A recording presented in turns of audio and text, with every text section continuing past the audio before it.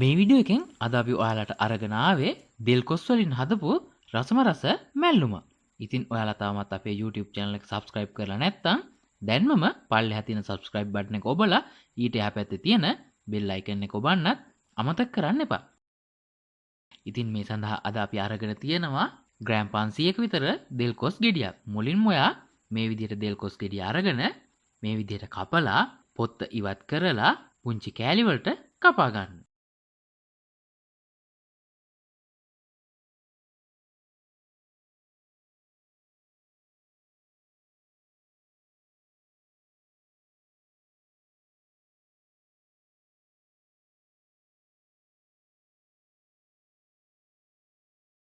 දෙල් කොස් ගෙඩියේ ඇට ඉවත් කරන්න එපා. ඇට ටිකත් එක්කම මේ විදිහට පුංචියට කපා ගන්න.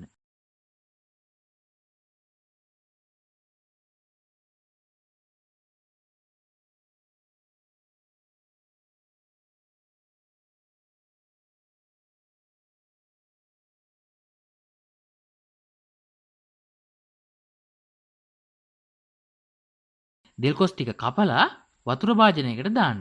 දාලා මේ විදිහට හොඳට හොදලා අරගන්න.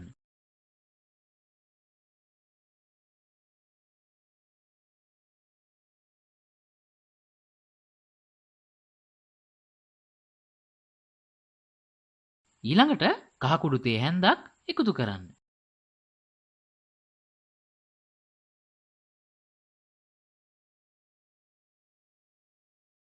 ඊළඟට ලුණු තේ හැන්දක් එකතු කරන්න. එකතු කරලා හොඳින් කලවම් කරලා දෙල් කොස් වල ප්‍රමාණයට වතුර එකතු කරන්න.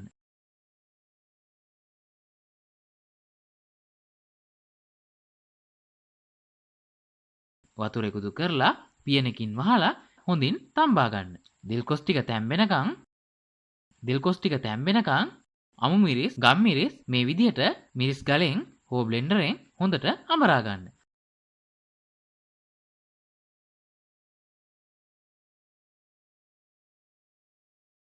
ඊට පස්සේ ගාගත් පොල් ග්‍රෑම් 50ක් දාලා නැවතත් හොඳින් අමරා ගන්න.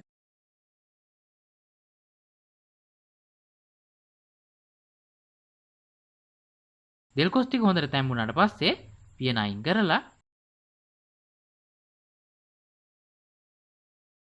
අපි අමරාගත්ත පොල් මිශ්‍රණය මෙයට එකතු කරන්න. එකතු කරලා හොඳින් කලවම් කරලා වතුර හිඳෙන තුරු තියන්න.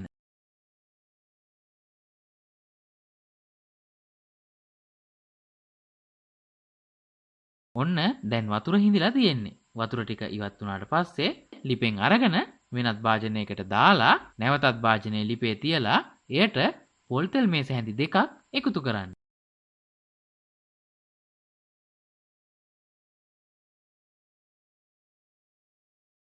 පොල් තෙල් ටික රත් වුණාට පස්සේ අබ තේ හැන්දක් එකතු කරන්න. ඊළඟට කෑලි වලට කපාගත්ත වියලි මිරිස් එකතු කරන්න. ඊළඟට සීන්ව කපාගත්ත ලූණු එකතු කරන්න. ඊළඟට කරපිංචා එකතු කරන්න.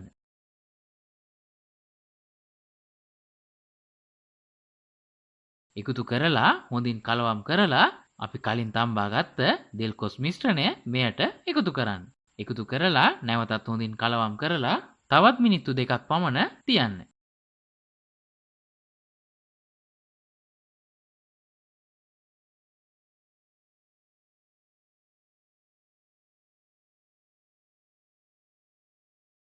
ඔන්න දැන් අපේ දෙල් කොස් මැල්ලුම හදලා ඉවරයි. ඔයාලත් මේ විදිහට දෙල් කොස් වලින් මැල්ලුමක් හදලාම බලන්නකෝ කොහොමද රස කියලා. ඉතින් මේ වගේම වීඩියෝ එක යාළුවන්ට බලන්න ෂෙයා කරන්න. වීඩියෝ එක පිළිබඳ ඔයාලගේ අදහස් පහලින් කමෙන්ට් එකක් දාන්නත් අමතක කරන්න එපා.